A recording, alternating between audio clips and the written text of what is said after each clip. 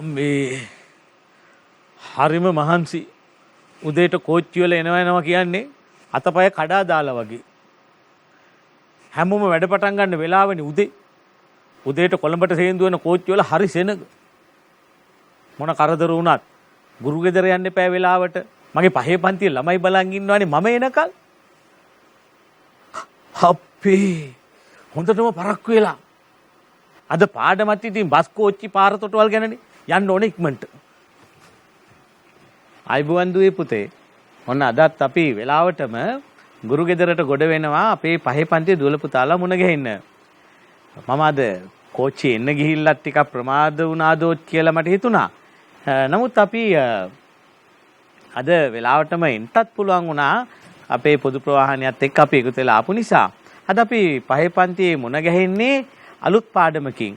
පාසේනීය පරිසර ආශ්‍රිත ක්‍රියාකාරකම් අපේ පරිසර පාඩමක් අලුත් පාඩම් එකකින් අලුත් පාඩම් තේමාවකින් තමයි අද අපිව මුණ ගැහෙන්න යන්නේ. මොකද අපි අද අලුත්ම පාඩම් තේමාව ගමනාගමනය. අපේ අලුත්ම පාඩම අද ඉඳන් අපි කතා කරන ගමනාගමනයේ පාඩමත් එක්කයි මගේ දුවල පුතාලා ඔබේ නිවසේ යාලින්දේ ඉඳලා අපේ ගුරු ගෙදරත් එක්ක එකතු වෙන්නේ. මම හිතන්නේ ඔබ 1 2 පන්තියේදීත් 3 4 පන්තියේදීත් ගමනාගමනය ගැන අලුත් දේවල් ඉගෙනගෙනයි පහේ පන්තියට ඇවිල්ලා තියෙන්නේ. පහේ පන්තියේදී ඒ 3 4 පන්තියේදී ඉගෙනගත්තු දැනුම අලුත් කරගන්න ගමන්ම අලුත් දැනුමත් එකතු කරගන්න තමයි අද අපි ගුරු ගෙදරින් ඔබ මුණ ගැහෙන්න ඇවිල්ලා තියෙන්නේ ගමනාගමනයේ පාඩමට. ගමනාගමනයේ පාඩමේ ඔබට මතකද දුවේ පුතේ 3 පන්තියේදී 4 පන්තියේදී ඉගෙනගත්තු දේවල් මොනවද කියලා? ඔබට මතකද? ඔව්. ටිකක් මතක් කරලා බලන්න.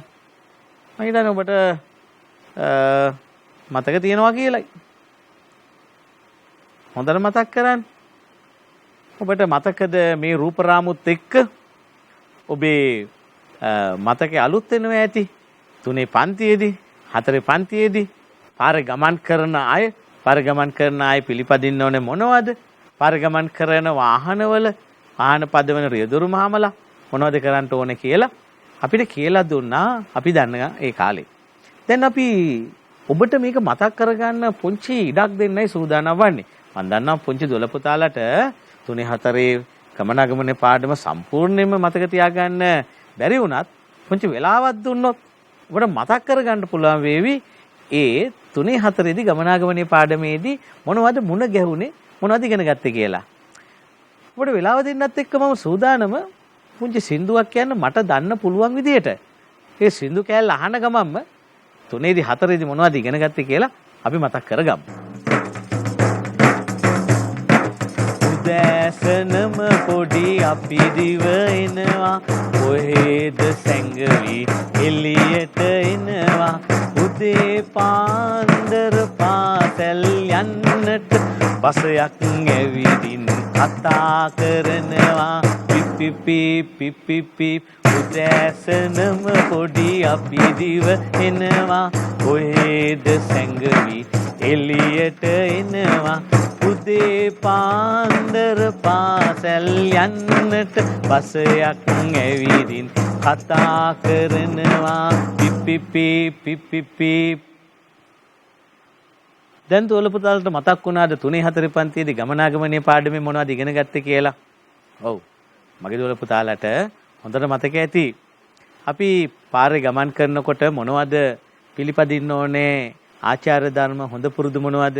අපි පාරදී කරන්න හොඳ දේවල් මොනවද කියලා අපි 3 4 පන්තියේදී ඉගෙන ගත්තා. ඒ විතරක් නෙවෙයි අපි ප්‍රවාහන ක්‍රමයේ අපේ ගමනාගමනයේ මොන වගේ දේවල් වලින්ද පහසුකම් හැටියට සපේ ගන්නේ? මොන වගේ පහසුකම් වලින්ද ගමනාගමනයේ අපි සකසා ගන්න කියලාත් අපි 3 4 පන්තියේදී ඉගෙන ගත්තා. ඒකේ ඉතිරි දැනුම හොයාගෙන යන්න අපි සූදානම් වෙනවා අද දවසේ මේ ගමනාගමනයේ පාඩමෙන් අපි මොනවද අලුත් දැනුම හැටියට එකතු කරගන්නේ කියලා බලමු. පරණ දැනුමත් එකතු කරගෙන මේ ගමනාගමනයේ සඳහා අපි යොදාගන්නේ මොනවද? අපි යොදාගන්නේ මොන වගේ ක්‍රමද? අතීතයේ යොදාගත්තේ මොන වගේ ක්‍රමද? දැන් අද වෙනකොට ගමනාගමනයේ දියුණු වෙලා ගමනාගමනයේ මොනතරම් දියුණුවටපත් වෙලා අපේ ගමනාගමනයේ කෙතරම් දියුණුවට ගිහිලා තියෙනවද කියලා අපිට මතක් වෙනවා මේ රූපරාම ටිකත් බලනකොට. ඔබට පේනවා පයින් ගමන් කරන එක තමයි අපේ ඉතිහාසයේ තිබුණේ. පරණ ආදි මුතුන් මිත්තන් පයින් ගමන් කළා තමයි තමන්ගේ වැඩපළ කරගත්තේ. පයින් ගමන් කරගත්තයින් පස්සේ මිනිස්සු රෝදේ හොයාගත්ත නෙදුවේ පුතේ. ඒ රෝදේ හොයාගත්තයින් පස්සේ එක එක જાතියේ රත වාහන ගොඩ නැගෙන්න පටන් ගත්තා. ඒ කාලේ අපිට ගොඩාක් උදව් කරු සතෙක්නේ අලියා. ඒ නිසා අලි කරත්තත් ඔන්න හදාගත්ත ඒ කාලේ. අලියා පිටේ යනවනේ අපි අද දැකලා තියෙන්නේ. අතීත කාලේ අලි කරත්ත තිබුණා. අලි කරත්ත වලටත් වඩා අපි වැඩිපුරම දන්න අඳුරන්නේ මේ ගොන් කරත්ත, ගොනා බඳින කරත්ත. එක එක වර්ගයේ ගොන් කරත්ත තියෙනවා. මේ ඔබ දකින රූපරාමුවේ තියෙන්නේ බර කරත්තය. බර කරත්තය ඔබට පේනව නෙමෙයි. බර කරත්තයෙන් ඔබට හොඳටම පේනවා ගවයෝ දෙන්නේ බඳින කරත්තය තමයි බර කරත්තය. ඉස්සර කාලේ ඔය ගැල් ගියානේ තවලන් වගේ එක දිගට කරත්ත ගණනාවක් බාණ්ඩ අරගෙන කන්දුරට ඉඳන් කොළඹපුරේට, කන්දුරට ඉඳන් ගාලුපුරේට ඔය වගේ තැන් වලට අපේ බාණ්ඩ ප්‍රවාහනය කළේ බර කරත්තයෙන්. ඉතාලම දුෂ්කර ගමනක්. ඔය හපුතලේ කන්ද නගිනකොට එහෙම ඉස්සර ඔය කරත්ත කවි කිව්වලුනේ. අපි අහලා තියෙනවනේ ඒවා. ඉතින් ඒ නිසා බර කරත්තේ වගේම අපි යොදාගත්තු තවත් ප්‍රවාහන ක්‍රමයක් තමයි ගමනාගමන පහසුකමක් තමයි බර භාගේ. ඔය තියෙන්නේ අපිට හරි දැකලා හුරු පුරුදු බර භාගේ. තනි ගවයා බඳින හරි අපූර්ව කරත්තයක්.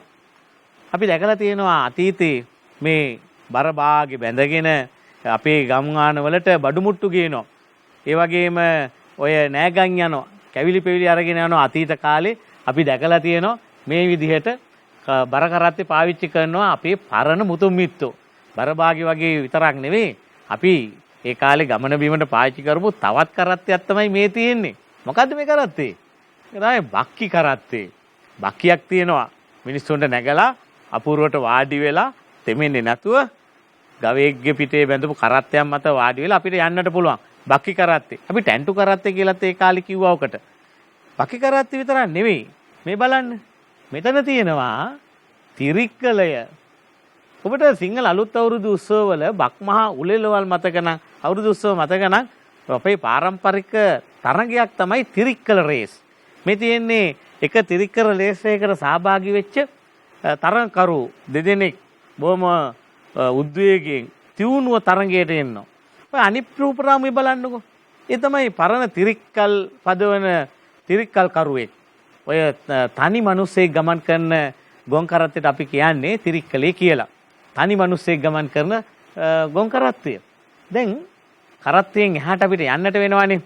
ලංකාවේ ගමනාගමනය ගැන කතා කරනකොට මහා පාරටත් වඩා අපිට බොහොම ආසහිත එන්නේ බොහොම සුන්දර ගමනක් තමයි කෝච්චිය යන ගමන. උඩරට මැණිකේට පටකුඩ දෙක කියලාත් අපි ඒ කාලේ කිව්වනේ. අඟුරු කකා වතුර බිබී කොළඹ දුවන යකඩ යකා කියලා කිව්වා ඔබට මතකද? ඒ කිව්වේ අපි දුම්රිය ගමන ගැන. හොඳට මතක් කරගන්න. ඔබට මතකද පළවෙනි දුම්රිය මාර්ගයේ කොයින්නම් කොහාටද ආරම්භුනේ කියලා? කොළඹ කොටුවේ ඉඳලා අඹේ පුස්සට. අදටත් මේ දුම්රිය මාර්ගය අපි පාවිච්චි කරනවා. මේ තියෙන්නේ කොළඹ කොටුවයි අඹේ පුස්සයි දුම්රිය මාර්ගය. ඒ කාලේ ඉංග්‍රීසි ජාතිකයන් අපේ රට පාලනය කරන කාලේ හදපු විදිය. ඔබට මේ රූපරාම වලින් අපේ ඉතිහාසයේ පරණ දුම්රිය මාර්ග මතක් වෙනවා ඇති. කොහොම වුණත් මේ දුම්රිය මාර්ග ටික දැක්කාම අපිට මතක් වෙන්නේ මෙන්න මේ දුම්රිය ටික. ඔය පේනවද දුම් දාගෙන දුම්රිය මාර්ගයේ කෝච්චිය යන විදිය. ඔය තමයි පළවෙනි අපේ රටේ තිබිච්ච ගල් අඟුරු දුම්රිය. ඔබට මතක නම්. ඒ වගේම තමයි අපිට දුම්රිය පාවිච්චි කළානේ දුවේ පුතේ. බොහොම අපූර්වට අපි දුම්රිය පාවිච්චි කරා භාණ්ඩ ප්‍රවාහණයට කන්ද උඩ රට.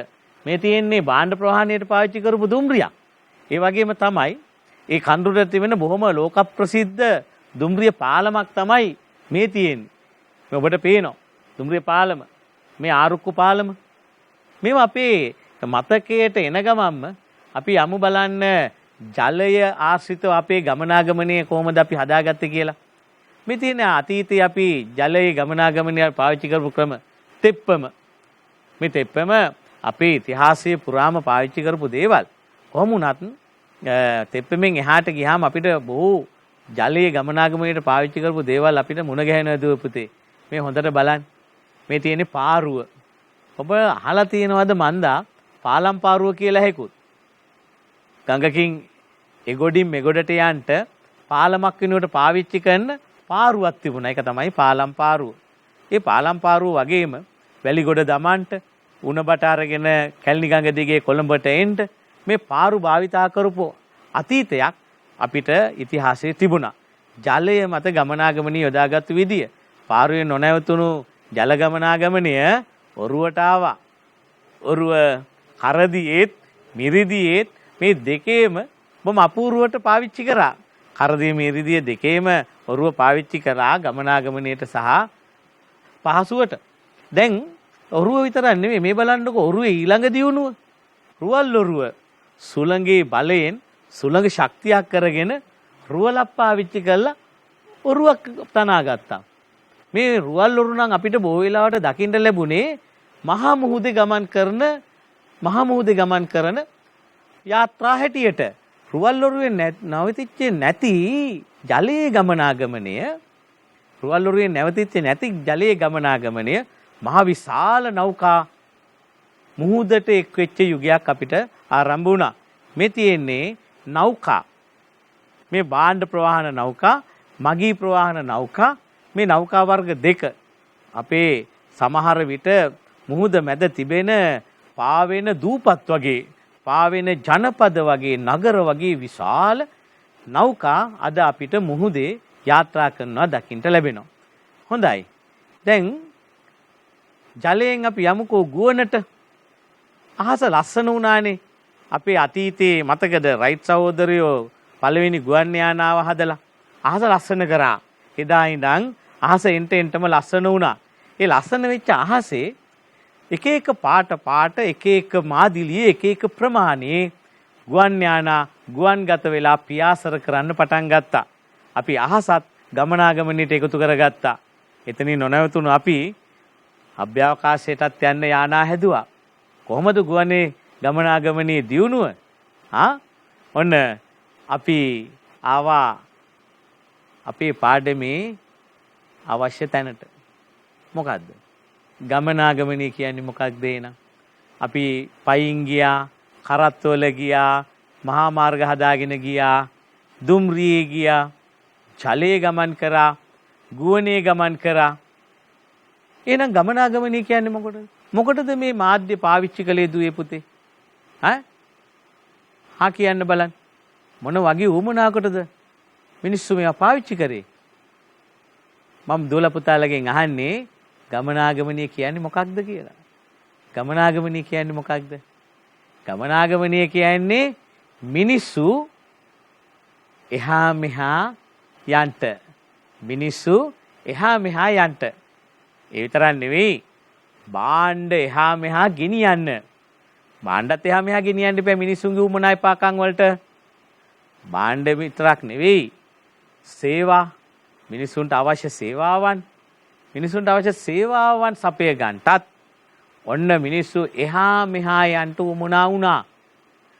ගමනාගමනය කියන්නේ දුවේ පුතේ එහෙනම් මිනිස්සු භාණ්ඩ සේවා එහා මෙහා ගෙන යාම තමයි. එක තැනක සිට තවත් තැනකට රැගෙන යාම තමයි ගමනාගමනිය කියන්නේ. හොඳයි. දැන් ඔන්න අපි ගමනාගමනිය අඳුරගත්තනේ. අපි එමුකෝ දැන් පහේ පාඩමේ හරි අපූර්ව තැනකට. මොකක්ද? අපි පාරට බහින්නයි හදන්නේ. ඒ තමයි පාරේ සිද්ධ වෙන දේවල්. පාරේ සිද්ධ වෙන දේවල් කිව්වහම අපිට මහ විශාල කනගාටුවක් එක්ක මතක් කරන්න වෙන්නේ අනතුරු. අනතුරු කිව්වහම පාරේ සිද්ධ වෙන්නේ රියා අනතුරුනේ. රථ වාහන අනතුරු. මම මේ ඇතුල් වෙන්න හදන්නේ දුවල පුතලගේ යාලින්දේ ඊටාම වටිනා කියන පාඩම් කාරණා කීපයකට. මොනවද? ඒ තමයි මහා මාර්ගයේ සිදුවන අනතුරු ගැන. අනතුරක් නිකම්ම සිද්ධ වෙන්නේ නැහැ නේ දුවේ පුතේ. අනතුරක් සිද්ධ වෙන්නේ කාගේ හරි නොසැලකිලිමත්කමින්. එහෙම නැත්නම් කාගේ හරි නොදනුවත්කමින්. එහෙම නැත්නම් කවුරු හරි පිළිපදින්න ඕනේ කාරණා පිළිපදින්න නැතිකමින්. මේ බලන්නකෝ. මේ පුවත්පත් දැන්වීම වල මේ ප්‍රවෘත්ති වල තියෙන්නේ මොනවද කියලා? මේ හැම ප්‍රවෘත්තියකින්ම කියවෙන්නේ කාගේ හරි අතපසුවීමකින් දත්වරද්දකින් එහෙම නැත්නම් හිතාමතා සිදු කළ වරදකින් සිදුවෙච්ච ඛේද වාචක. මේවා රථ වාහන අනතුරු. එහෙම නැත්නම් රියානතුරු. රියානතුරු තමයි මේ අපි දකින්නේ. නිකන් නෙවෙයි. අපි බලමුකෝ රූපරාමු හැටියට රියානතුරු. මේ තියෙන්නේ රූපරාමු පෙළක් අපේ රටේ සිදුවෙච්ච රියානතුරු වල. අවසානයේ මොකද්ද? ජීවිත දහස් ගණන් බිලි අරගෙන රථ වාහන අනතුරටපත් වෙලා මාර්ගය අවහිර වෙලා මාර්ග විනාශ වෙලා අපේ රට තුල රථ වාහන බරපතල අනතුරු ගණනාවක් අපිට අතීතේ අහන්න ලැබිලා තියෙනවා. හරි. දැන් ඉතින් අපි අවශ්‍ය තැනට තමයි ආවි දුවේ පුතේ. ඇයි පාරේ අනතුරු සිද්ධ වෙන්නේ? ඇයි මහා මාර්ගයේ අනතුරු සිද්ධ වෙන්නේ? ඇයි මේ රියානතුරු මෙච්චර අපේ රටේ වැඩි? මොකක්ද මේකට හේතුව? කවුද මේවට වග කියන්න ඕනේ? කවුරු අතින්ද මේ අත්තරදීම් සිද්ධ වෙන්නේ? අපි ඒ ගැන තමයි දැන් හොයලා බලන්න හදන්නේ. වෙන කාගේවත් අතින් නෙමෙයි. අපේම අතින් තමයි මේ වැරදි ටික සිද්ධ වෙන්නේ. කවුද මේ අපි කියන්නේ? පාර පාවිච්චි කරන අය. දැන් ඔය අද ආලින්දේට වෙලා හිටියට ඉස්කෝලේ යන්න, ගමන් බිමන් යන්න ඔයාලා පාරට බහිනවා. ගෙදර තියෙන වාහනෙන්, එහෙම නැත්නම් පාර යන බස් එකෙන්, දුම්රියෙන් ඔයාලා ගමන් බිමන් යනවා. ඒ යන්නේ අපිනේ. අන්නේ ගමන් බිමන් යන්න පාරට බැස්සාම අපි අයිති වෙන්නේ කවුරු හැටියටද? මහා මගදී අපි ගෙදර ඉන්න අය නෙවෙයිනේ. මහා මගදී අපිට හම්බ වෙනවා කණ්ඩායම් තුනක්. කණ්ඩායම් තුනක් හම්බ වෙනවා. මොන පළවෙනි කණ්ඩායම? කවුද මේ පළවෙනි කණ්ඩායම? පදිකයා. පදිකයා කියන්නේ පයින් යන අය පාරේ. අර පදික වේදිකා තියෙන්නේ පයින් යන අයටනේ පාර දෙපැත්තේ.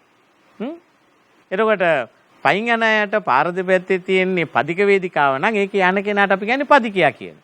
පදිකයා විතරක් නෙවෙයි පාරේ තව කට්ටියක් යනවා. ඒ තමයි වාහන පදවන අය. වාහන පදවන අය. වාහන පදවන අය කියන්නේ රියදුරා. ඔන්න අපිට මහා පාරේදී මහා මාර්ගයේදී ගමනාගමනයේදී අපිට මුණ ගැහෙනවා රියදුරා. ඒ විතරක් නෙවෙයි. ඔන්න අවසාන වශයෙන් අපිට හම්බ වෙනවා මගියව. වාහනවල ගමන් කරන මගීන් ඉන්නවනේ. ඉතින් ඒ මගීන් ඊටාම ගුණ ධර්ම, ආචාර ධර්ම, නීති රීති අනුගමනය කරන අය වුණොත් රියදුරා මාර්ග නීති පිළිපදින හොඳ ආචාර ධර්ම අනුගමනය කරන ගුණ ධර්ම සහිත රියදුරෙක් වුණොත් පාරේ පයින් ගමන් කරන අය පාරේ තියෙන නීති වලට අවනත වෙලා බොහොම හොඳ යහපත් ආචාර ධර්ම පිළිපදින අය බවට පාරේ ගමන් කළොත් පාර මොනතරම් සුන්දර වේද? දුවේ පුතේ ඇත්තටම අපි එහෙමද? අපි හුඟක් අය එහෙමයි. තුල පුතාලා මන් දන්නවා පාරේ ගමන් කරනකොට හොඳ විනයගරුකව පාරේ යනවා කියලා. හැබැයි අපි දැකලා තියෙනවා එහෙම යන්නේ නැති අයත්. හොඳට මතක් කරගන්න. එහෙමයි මුණ ගැහෙනව නේද අපිට? මේ බලන්න. මොන පයින් යන අය මොනවද කරන්න කියලා අපි හොයලා බලන්නයි යන්නේ. මේ බලන්නකෝ. පයින් යන අය කරන වැරදි. පාරේ පයින් යන ගමන් පාර මැද්දේ කහයුරු උඩ නතර වෙලා කතා කර කර ඉන්න අය. ජංගම දුරකථනය අරගෙන කතා කරන අය. පාරේ පදික වේදිකා තියෙද්දි පාර මැදින් ගමන් කරන අය. පාරේ පදික වේදිකාව තියෙද්දි පාරේ දැල් උඩින් පැනගෙන පාර මාරු වෙන අය. ඉතින් මේ වගේ වැරදි කරන පදිකයෝ අපි දැකලා තියෙනවා. මගේ දුවල පුතාලා එහෙමයි නෙවෙයි. මගේ දුවල පුතාලා ඉස්කෝලේ ඉගෙනගත්තු හොඳ ආචාර ධර්මات එක්ක පාර හරියට පාවිච්චි කරනවානේ. මම මේ කියන්නේ එහෙම ඉගෙනගත්තු නැති අය ගැන. පදිකයෝ. ඔන්න ඉතින් දුවේ පුතේ අපි සූදානම් වන්නේ මීළඟට දැනගන්නට පදිකීන් අතින් සිදුවන වැරදි මොනවද? පදිකීන් පිළිපැදිය යුතු යහපත් කරුණු මොනවද මේ මහා මාර්ගය පාවිච්චි කරද්දී කියලා. අපි මුලින්ම දැනගන්න ඕනේ මහා මාර්ගය කියන්නේ පොදු දේපලක්නේ. නිසා පොදු දේපල ඊටාම පරිස්සමෙන් පාවිච්චි කළොත් තමයි මහා මාර්ගය පාවිච්චි කරන පදිකයත් මහා මාර්ගයේ ගමන් කරන රියදුරත් ඒ වාහනවල යන මගියත් මේ තුන්ගොල්ලම ආරක්ෂා වෙන්නේ. පරිසරය ආරක්ෂා වෙන්නේ. දැන් මේ මගේ අතේ තියෙන්නේ පරිසරයට මහා මාර්ගයට විසි කරපු කුණු කසල. මගේ අතේ තියෙනවා මේ shopping bag, මේ හිස් වතුර බෝතල්, මේ ආහාර දවටන බොහොමයක් තියෙනවා. මම මේව අහුල ගත්තේ පාරේ තිබිලා. ඉතින් මේ මහා මාර්ගයට මෙයා විසි කළේ වෙන කවුරුත් නෙවෙයිනේ. මේ මහා මාර්ගයේ ගමන් කරන අය. පදිකයෝ. ඒ නිසා අපි දැනගන්නට ඕනේ මේ පාරට කුණු කසල බැහැර කරන්නේ නැතුව, අපද්‍රව්‍ය බැහැර කරන්නේ නැතුව මේ මහා මාර්ගය පිරිසුදුව තියාගන්න. එතකොට සෞඛ්‍ය සම්පන්න නිරෝගී පරිසරයක් අපිට හම්බ වෙනවනේ. පරිසර නිරෝගී සෞඛ්‍ය සම්පන්න නම් අපි නිරෝගී සහ සෞඛ්‍ය සම්පන්න වෙනවනේ. ඒ නිසා අපි පරිසරය පරිස්සම් කරන හැටි ඔන්න දැනගත්තා. ඊළඟට පදිකෙන් අතින් සිදුවෙන තවත් වැරදි මොනවද දුවේ පුතේ? සමහර පදිකයෝ පාරේ ගමන් කරන ගමන් පාරේ සෙල්ලම් කරනවා. රංචු වශයෙන් ගමන් කරනවා.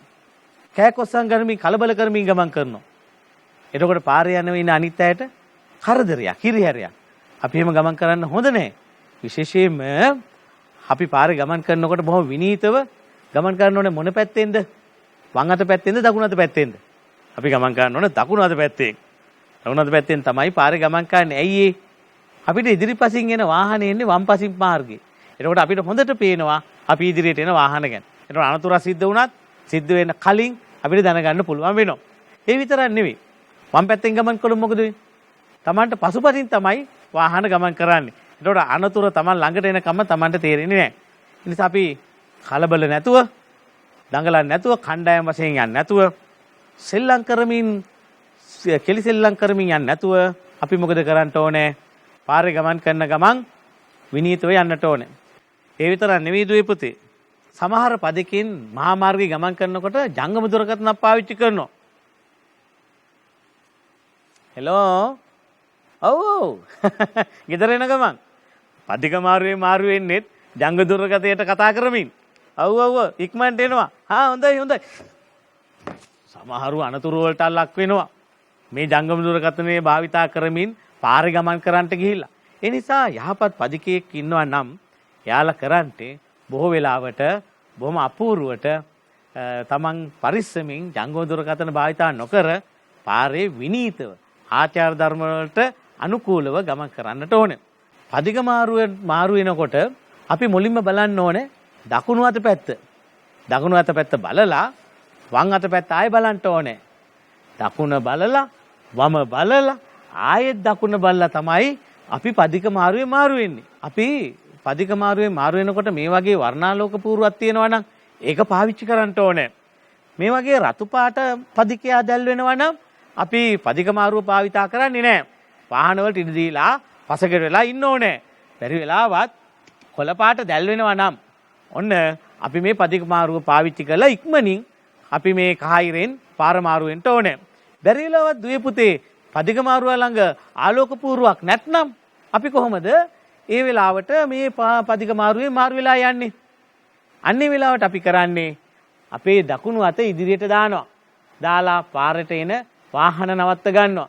නවත්තගෙන ඊටාම කාරුණිකව යොසුලුව ඉක්මනින් අපි පාර මාරු වෙලා යන්නට ඕනේ.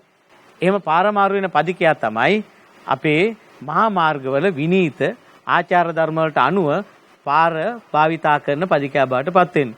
ඔන්න අපි දැන් පදිකයා අතින් සිදුවෙන වැරදි පදිකයා කොහොමද පිළිපදින්න ඕනේ යහපත් ගුණාංග මොනවදයි කියලා දැන කියාගත්ත දුවේ පුතේ. හොඳයි දුවේ පුතේ. ඔන්න අපි අද කතා කරපු ගමනාගමනීය පාඩමේ අද අපි ඉගෙන ගත්තේ මොනවද කියලා නැවත විමසා බලන්නයි සූදානම් වන්නේ. අද අපි ඉගෙන ගත්තා පදිකයන් අතින් සිදුවෙන වැරදි මොනවද? පදිකයෝ පිළිපදින්න ඕනේ යහපත් ගුණාංග මොනවද කියලා අපි අද දවසේ ඉගෙන ගත්තා. හොඳයි දුවේ පුතේ. අපි සූදානම් වන්නේ ඊළඟ පාඩමෙන් ඊළඟ දවසේ අපි මොනවද සොයලා බලන්නේ කියලා දැනගන්න. අපිට දැන් ඉතුරු වෙලා තියෙන්නේ රියදුරන් අතින් සිදුවන වැරදි රියදුරන් පිළිපදින්න ඕනේ හොඳ ගුණාංග මොනවදයි කියලා සොයලා බලන්න. ඒ පාඩමත් එක්ක හෙට දවසේදී ආපහු එකතු වෙන බලාපොරොත්තුෙන් ආලින්දී ඉන්න ඔබගෙන් ගුරු ගෙදර ඉඳලා අපි සමුගන්ටයි සූදානම් වන්නේ. පහේ පරිසර පාඩම ගමනාගමනය ඔබත් සමග බෙදා හදා ගන්නට එකතු වෙච්ච අපි ඔබෙන් සමුගෙන යන වෙලාවේ ආලින්දී ඉන්න මගේ දයාබර දූල පුතාලට මම ප්‍රාර්ථනා කරනවා සුබර දවසක්. අයිබෝවන්.